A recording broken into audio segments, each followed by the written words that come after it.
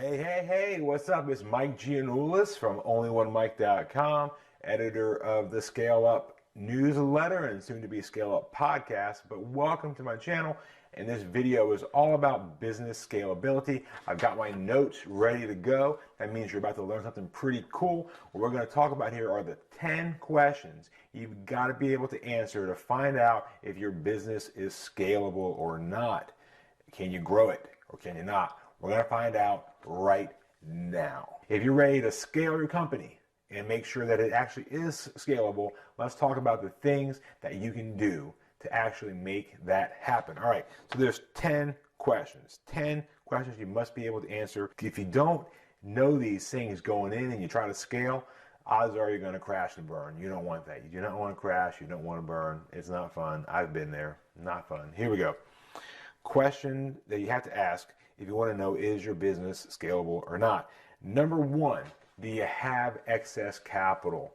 Or at least do you have access to that excess capital? The truth is, it takes money to scale a company because, especially when you're going to start to scale, if you've been doing a lot of free traffic or free social engagement ways, if you've been getting customers without having to pay for them in the traditional cash sense, well, that's going to change. When it comes time to scale, you're going to most likely be scaling through paid ads. So we're talking about sites like Facebook, Instagram, Google, YouTube, Pinterest, maybe even TikTok if they're still here, right? There's all these sites that you're going to use to find your audience and grow.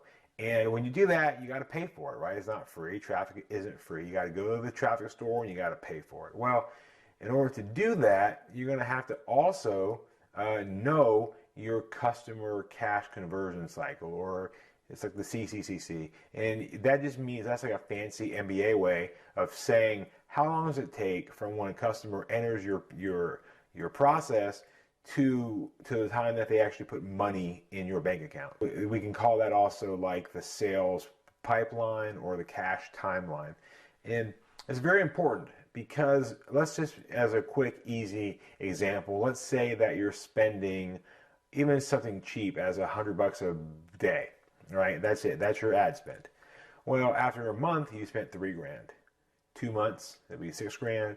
3 months, it would be $9,000, right? Well, what if it takes you 3 months from a prospect to actually pay you? And what if that prospect only pays you $1,000? That's your average, right? Well, that means if you were to stop after day 90, you spent $9,000 to make $1,000. Okay, not very good from a cash flow standpoint.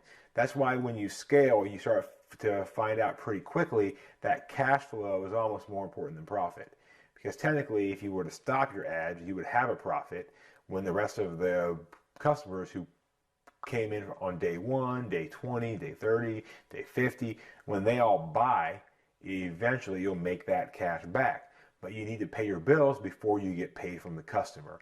How do you do that? Well, great. You're going to look at things like lines of credit and credit cards. And a big one is modifying your accounts payable. Like, how long can you push it out before you have to pay for that traffic? Like, I know with Facebook, you can get terms of 30 days, 60 days. With Amex, you can sometimes get terms as far as six months out. You know, it just depends on what you negotiate. So you want to make sure that you're really dialed in on your cash because you're going to need it as you scale. Let's keep cranking here. Number 2, have you hired the key players to help support you? And who are the key players? To me, in any company, the key players are going to be your finance person, your operational person, customer service, those type things, your HR person, like who's gonna help you hire the right people, manage them, make the most out of it. This is all around the areas of scaling.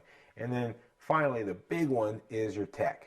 Okay, who is it that you're going to have to oversee your systems as you scale? Because you're going to find pretty quickly when you scale that tech's going to become a really big issue because there's not a lot of sort of like in-between space in the tech world.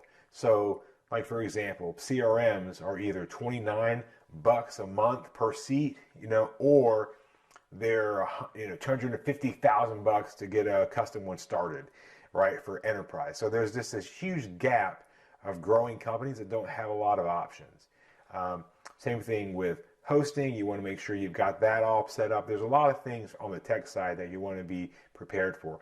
On the finance side too, like we were saying, you want to make sure you're managing your cash flow. You want to make sure that you've got your P&L statements coming out each quarter, your balance sheets being updated. You're going to be applying for credit. You're going to be talking to banks. So you want to make sure that all of your financial statements are in great order. So make sure that that team is right, because the reality is your team is ultimately more important than you are. There's only one of you. Your team is going to be 4, 5, 6, 10 people that report directly to you, and they're going to be doing more of the day-to-day work. You're going to move more to strategy and let them work more on execution. Number 3, is your customer service team ready for the onslaught? Okay, it's coming. When you start scaling, your support is going to be one of the first areas to get hit hard. They're going to be dealing with customers who can't log in, who can't access their program. Maybe they didn't get their shipping. All those problems that you deal with now are just going to increase. They're going to proportionally increase to the amount that you scale.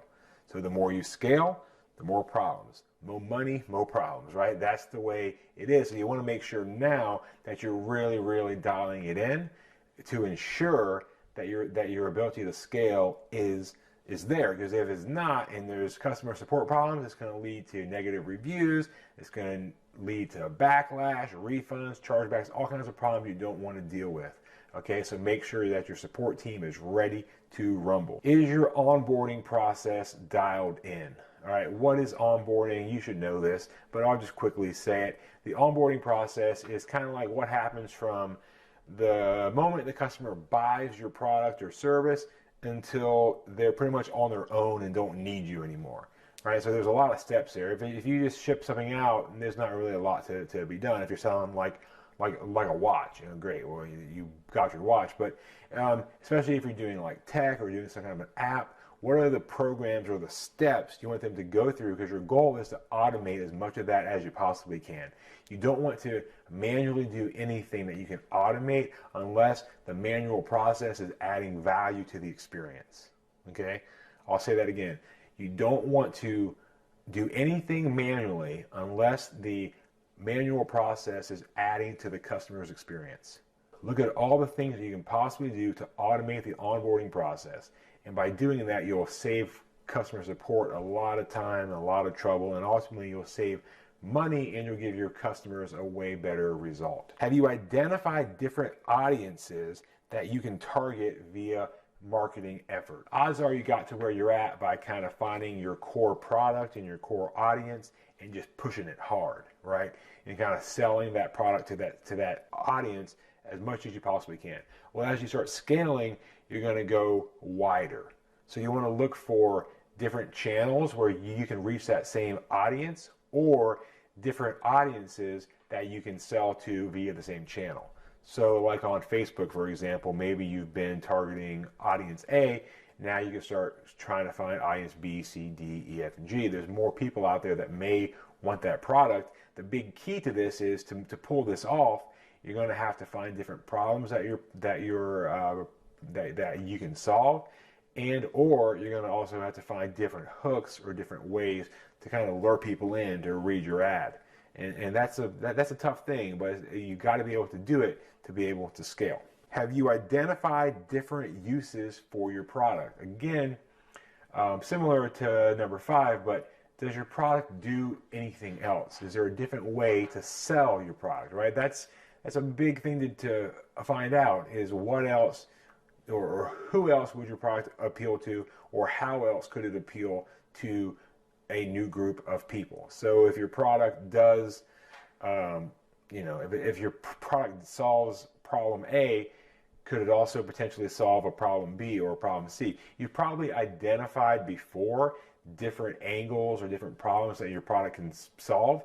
Now's the time, as you start scaling, to create ads and campaigns to target those other problems. Maybe they're not as good, but that's okay, because one of the trade-offs of scaling is actually profitability. because you're now targeting different audiences that may not convert as well, but it still adds to the volume, which adds to your overall gross profits, which is good. Have you created a viable product roadmap? Okay, so what this means is not only just you know what you're going to do, because you do want to always iterate and be developing a better product, right? But also this can include your entire company. Like, have you come up with new things to sell, new products, new services? So if you're selling an app, can you add on a second app that ties into that first app? Can you sell some sort of an onboarding assistance program? Could you sell custom modules, right? Like, what are the things that you can add on? Because the more products that you can sell, the more money you'll be able to make. I mean, at the end of the day, scaling is about providing more opportunities for your customers to give you money. That's it, right? You want more customers so you can give them more chances to buy from you. So make sure you've identified and have begun to build out that product roadmap. Have you done a compliance checkup?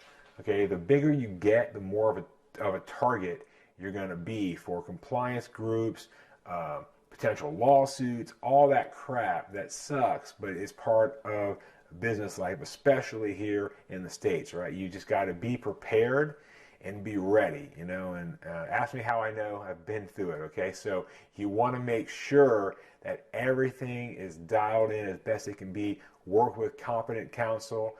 This is not legal advice from me, so don't misconstrue it. I'm just saying make sure that you get your compliance dialed in, like your privacy policy, terms of service. Talk to competent attorneys, work it out. And I know they can be annoying because they come up with stuff that you would never think would ever happen in a million years until it does, and you're thinking, why didn't I just do what they said, right? So make sure you get your compliance really, really dialed in, really good. Number 9, another big one, okay, is culture and vision. You want to make sure, and is your culture the right culture right now? Is your vision in line with who you want your company to be ultimately? And I get it, because I've been there. I always thought this stuff was kind of stupid. I remember being young and you would get a job and it would talk about, at Acme Company, our vision is to serve our products all over the world with a smile. And you're like, oh yeah, sure, okay, whatever. But the reality is, the bigger you get, the more you start to see how important culture is to an organization. Culture is basically how we do things, right? You may think right now, I don't have a culture. It's just, there's 4 of us and we just work, right? That's fine. There is a culture there. And how do you identify that? You look for the things that you celebrate. So what is it that people do in your company that gets you pumped, that you actually celebrate? You're like, yeah, that's awesome. I can't believe you did that. You want more of that. So you want to make sure that your culture rewards those things that you already celebrate, and you'll get more of what you ask for. More of what you celebrate, you'll get more of. And then you also want to look at the things, what are the things that you tolerate? Like, they're okay, but you wish they wouldn't do those things, right? Those are things that you want to snuff out over time, because you take all of this info, the things you celebrate, the things you tolerate, and you start to hire new people that meet those requirements. So you want them to do the things that you celebrate. You want them to not do the things that you tolerate. And over time, you can build up a really great culture of people that match and fit who you are and who your company is. And by doing that, you should think about this, but your brand is really just a replacement for that one-on-one relationship that you would have early on when you're getting started, and you call your friend up like, hey Bill, I'm selling this new product, would you want it? They're like, sure, I'll buy anything from you. You're recreating that with your brand. Your brand is an extension of you in that sense. So you want to make sure that you really dial in who you are and what you stand for, what you believe in. And let's get on to question number 10, the last one, which I feel like I should have probably asked this one first because it's really, really big. But if you're still here watching, awesome. You're going to get the best question of them all.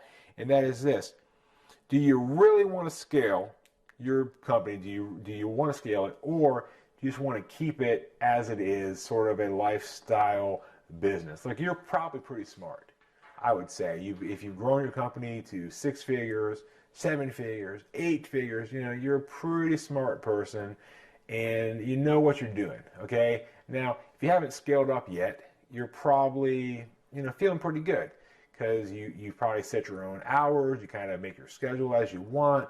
You may go on like a summer-long vacation for a month. You might work all the time as well. It just depends on you and your family and stuff. But what you got to think about is scaling a company, really like pushing the gas pedal down and really growing it is about solving problems. Like if you don't want to deal with problems like every day, then you probably don't want to scale.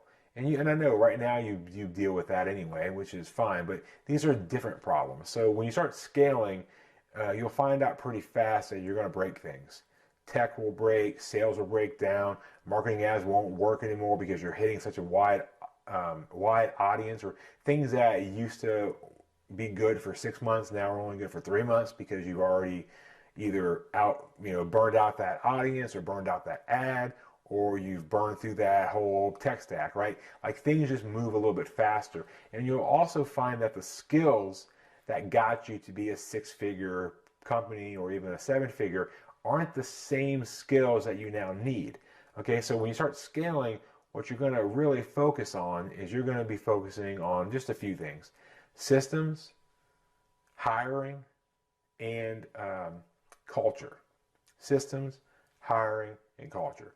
Hiring is just making sure you're choosing the right people. Culture is making sure that the people you bring in are the right people, and making sure that you're creating rituals and beliefs and celebrating the things that you want more of.